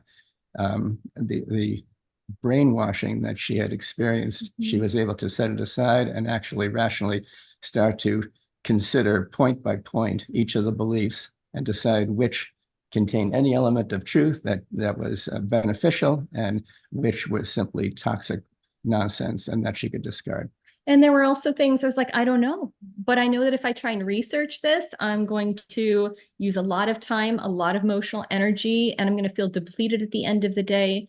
And so there's a wisdom in saying, I don't know, and that's okay. Yeah. That's okay. It's that similar to that living with embracing uncertainty. It's okay that I don't know. Yeah. Yeah. Yeah. Yeah. So- The flat earth thing is another documentary called Behind the Curve on Netflix. And so that was another key point in the breaking down of the ideology I'd gotten swept up in. Yeah. Mhm. Beautiful. Yeah. Thank you, Papa. Thank you, Papa. Thank you, Rob. Thank you, Scott. You did a wonderful job with this. Amy Wicker has a question for Katrina. Mhm. Think someone who is deep in the rabbit hole will feel seen reading the book and be able to see a way out? Or is it not written to bring them out, but to help others understand? Thank you. It's a great question. I certainly hope so. I believe that this story has the possibility of helping somebody see their own reflection, their own struggle, to recognize they're not alone in it.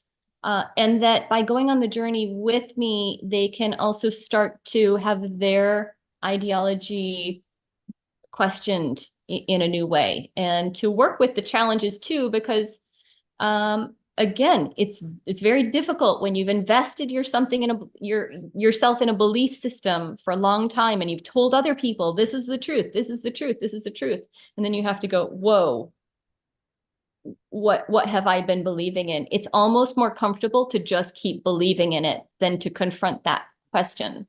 Well, because you've also probably alienated yourself from your prior community. Yep. And now You your might have entire done harm. community. They may not want to welcome you back. So your new community that believes all this stuff is more comfortable than your old community that you have. It's actually safer to stay where you are. Yeah. Yeah. Yeah. Which is one of the difficult, sticky parts of this trap.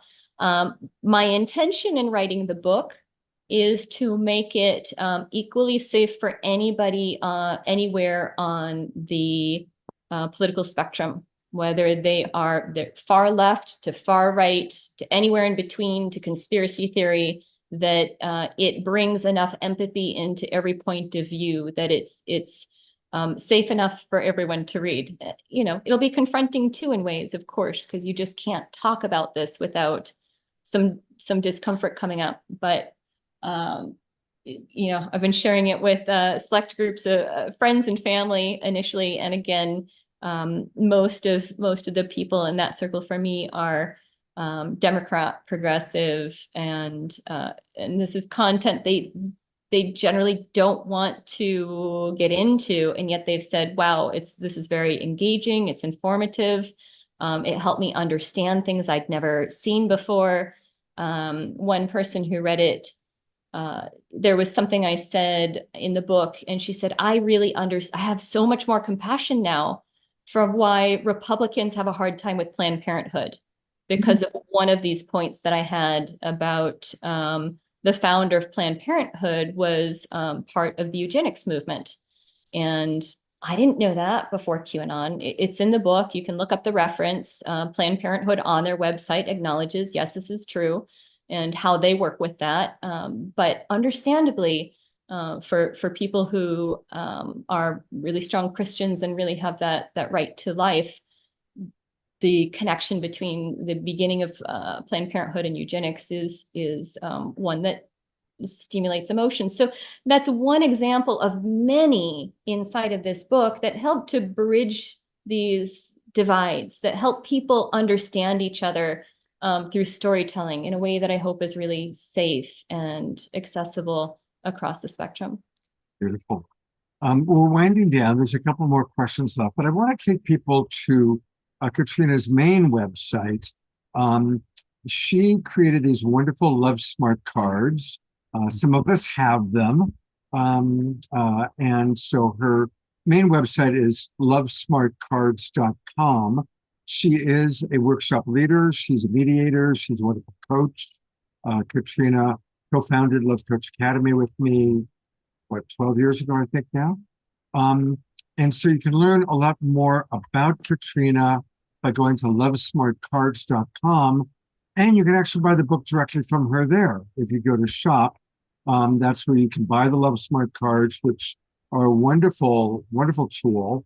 And of course, there's the book, and you can get it in paperback, you can get it as an ebook, or you can get a hardcover copy. While we're right here, do you want to talk a little bit about your Love Smart cards? Sure. The Love Smart cards are a social emotional learning tool that I developed when my son was 9 years old.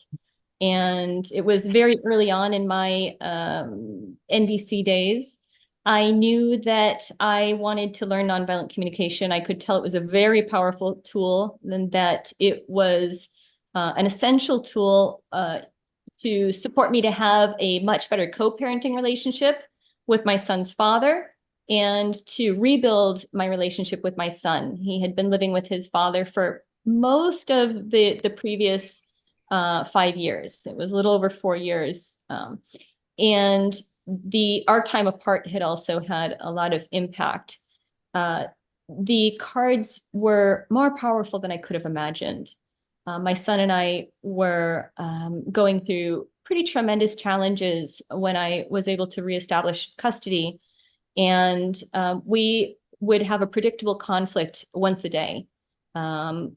He'd wrap himself around my leg and he'd start screaming, "I hate you, I hate you. I want to live with my dad." And this was the fit I got every day. It used to be that I couldn't talk about that without crying. And now it doesn't faze me because my relationship with my son is so amazing. It's pinch me wonderful.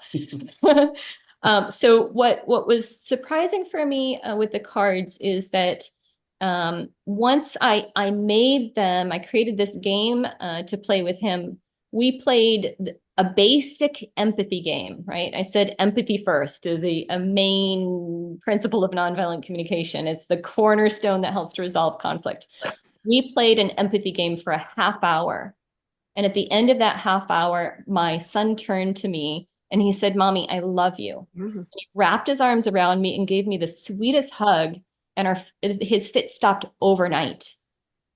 He's 26 now, and in that time, we've only had like 2 conflicts between age 9 and 26. We have an amazing relationship where we can speak openly. His emotional intelligence also is very surprising to a lot of the adults around him. So the card tool supports rapid learning of this foundational nonviolent communication skill, this basic skill of empathy, to be able to listen to another person or yourself and identify feelings and needs. It also supports character development and gratitude, and a process you can use to regulate your own emotions, to come back to center, to gain clarity, and to resource yourself to re-enter a difficult conversation with a wider perspective of the dynamics that are at play between you and another person. So that's a little bit about the Love Smart cards. Is there anything you want to say? I also have a couple books on there besides Recovery. One of them is Ignite Love, that has the story of the creation of the Love Smart cards and my relationship to my son and his father. So that's in that Ignite Love book. And then there's Pathways to Liberation. And that is it's a tool along with a journal. It's a self-assessment tool that is used by the Center for Nonviolent Communication in their certification process. It has what's called the Nonviolent Communication Skills Matrix. And what's wonderful about that tool is you can go through page by page and you can look at each of these skills and really reflect, where am I when it comes to having feelings awareness or needs awareness? Where am I I'd have to have them in front of me to remember all of the categories that are in there. But you can look to see, is this something that I have no awareness of? Do I have awareness, but I don't know how to use it in my life? Is it something that I'm starting to be able to use? And is it something I can use under pressure? And so there's these 4 levels of mastery. And so you can really assess, where am I at? But it also gives you visibility into where you can develop your skills in support of having what in nonviolent communication we call compassionate consciousness. Because ultimately nonviolent communication is a tool to transform our consciousness so that we can relate to ourselves and the world around us really from that state of compassion. So just wanted to let you know that that's there as well. Beautiful. And your son, Jaden, who is with us, actually writes, Love Smart cards help you to see someone and to be seen. They are a tool to put words to your emotions and lay out for the other person what you think they might be feeling on any particular conflict. Excellent. So, Good job, Jaden. Yeah. all right, this is going to be the last question of the day. And it comes from Dorina Joy. Again, she thanks both you, Katrina, and Stephen. And she writes, in light of all these different search results that show us how targeted we are on the various social media sites, and adding to that the even more advanced algorithms, AI-generated fake news, deep fakes, audios, and videos, it becomes even more important to be able to discern truth from propaganda, and not only in the political realm. So the question is, what is your advice on the best way to do that?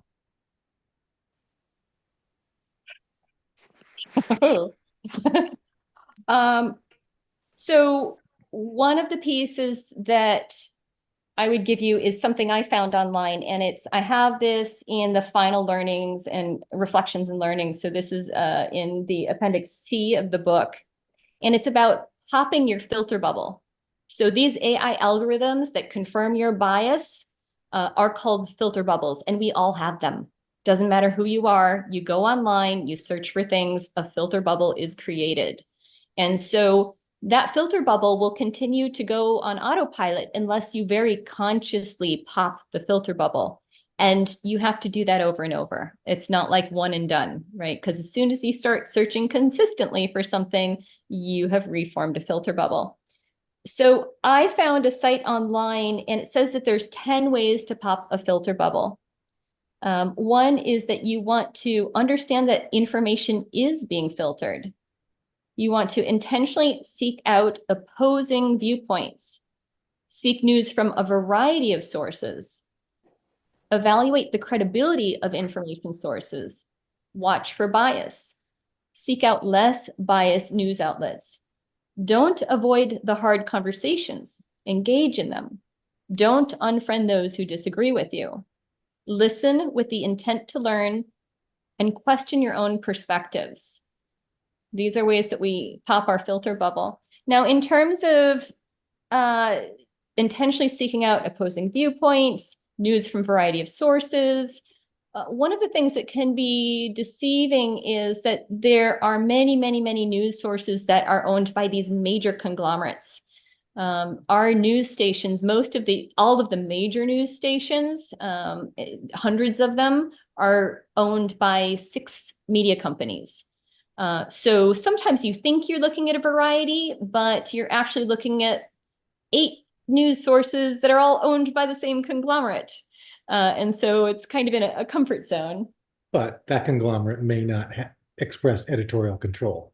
So you have to be careful about that type of characterization. Sure. So one of the ways that we sought to evaluate news sources, and I don't know that this is the best way, but it's the best way we've found so far, is that there's a website called Media Bias Fact Check. Now, if you tell a QAnon to go to Media Bias Fact Check, the moment they hear fact check, they'll say it's fake news. Just to be warned. So it's not necessarily something I would recommend you try to use there. However, if you go to this website, you can look up any news channel, and it will let you know based on their criteria is transparent.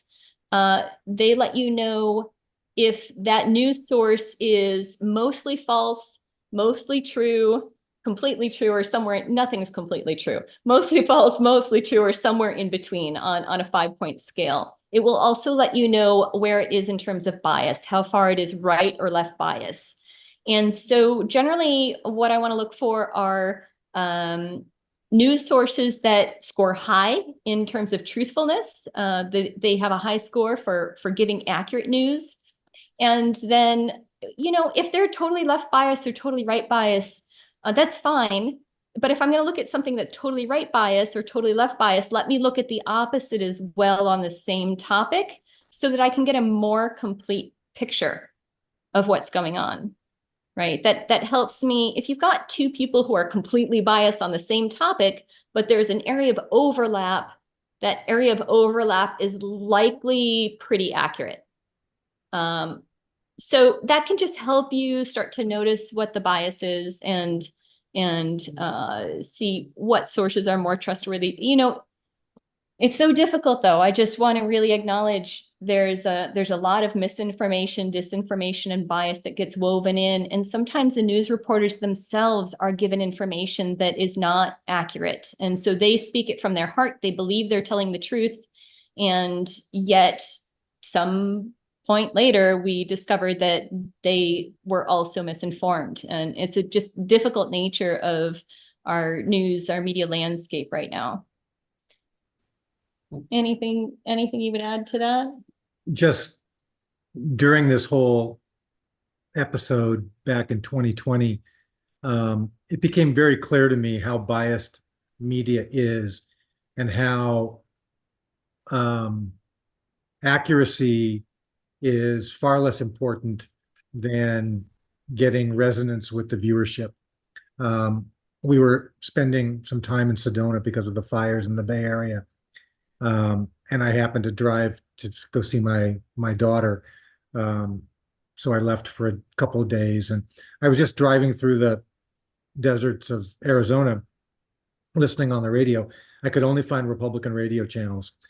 And the information, I surfed through a lot of different ones, and the information that was being shared about Democratic positions was so blatantly off message for anything that Democrats hear that it just became so, it's like, oh my God, I can imagine if Republicans are hearing this and believing this, of course they think Democrats are from another planet.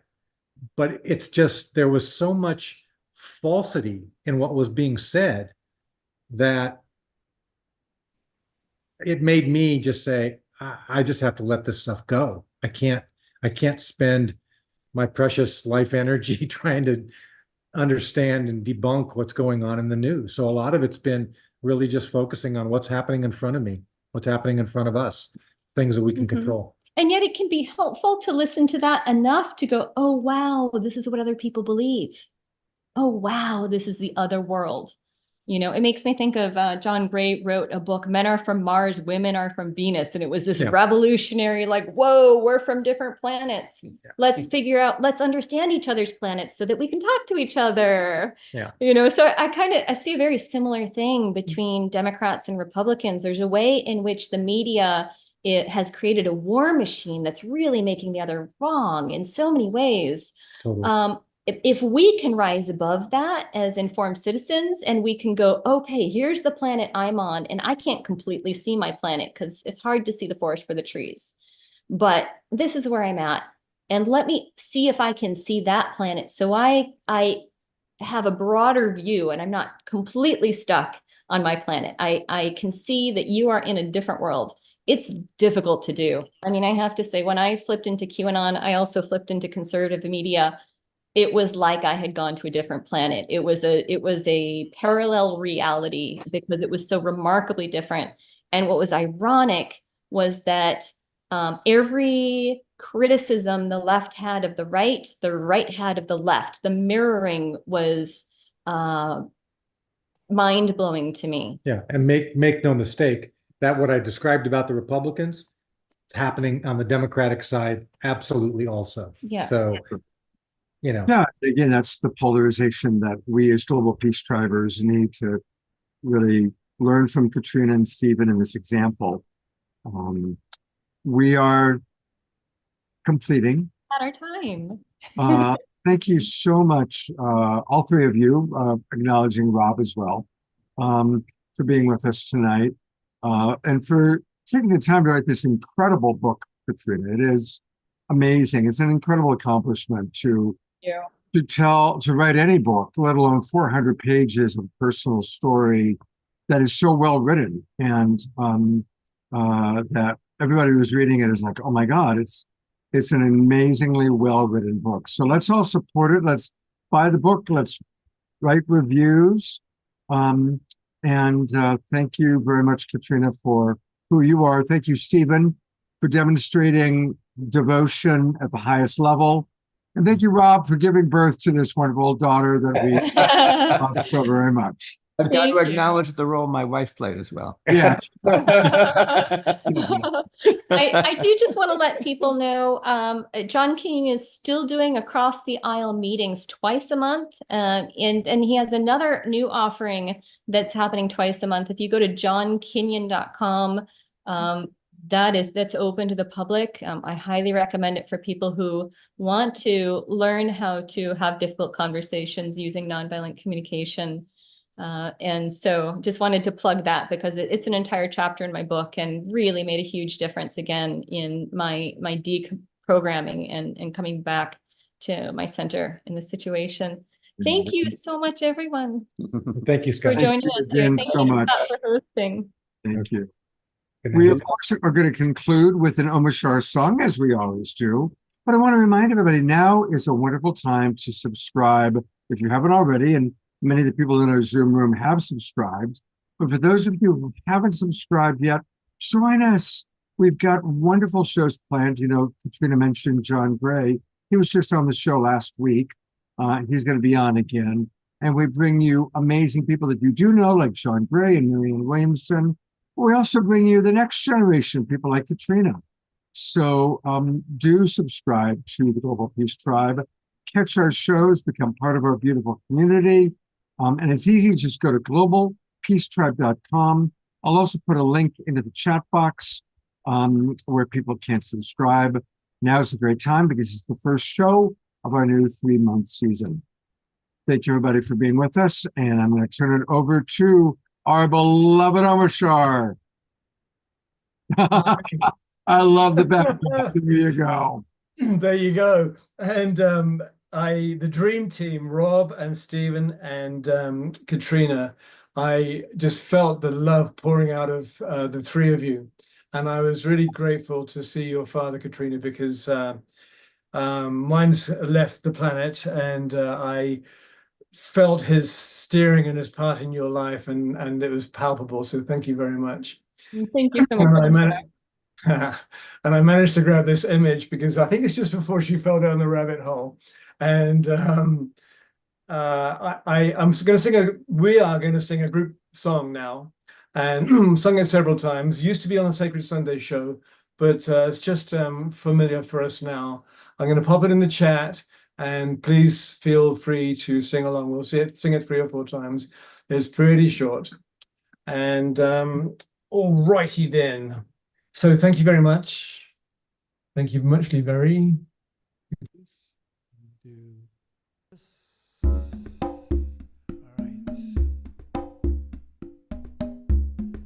Take a deep breath, hands on your heart, back into the center.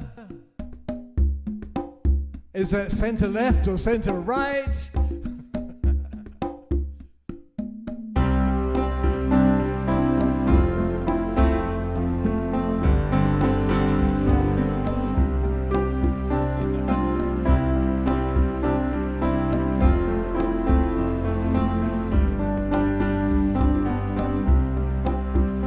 Thank you, Mirch. Here with my family, heaven is in my heart.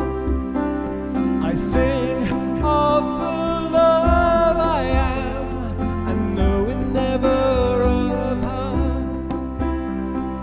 One heart, one love, one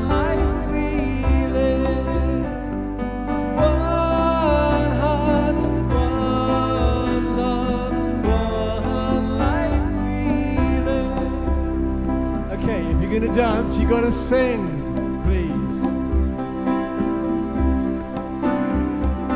Here with my family, heaven is in my heart.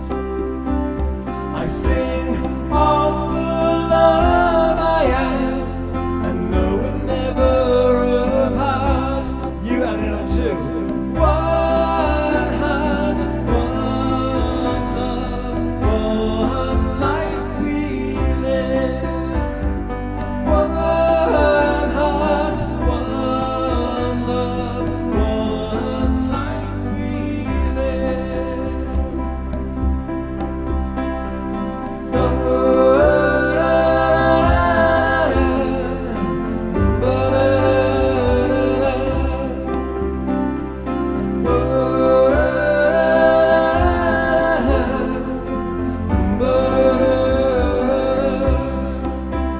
There is only one heart, one love, one life we live. One heart, one love, one life we live. One more time. Wake up your neighbors. Here with my family, heaven is in my heart. I sing of the love I am, and know we're never apart. One heart, one love, one life we live. One heart, one love, one life we live. We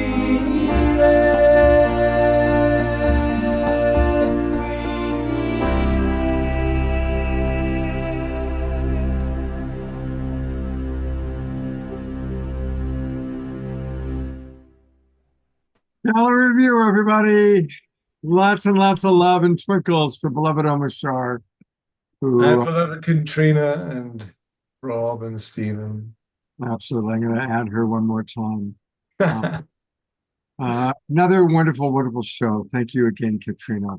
So proud. Thank you. And want to let everybody know that this Saturday night, make sure you're in the Zoom room because we're going to be providing healing.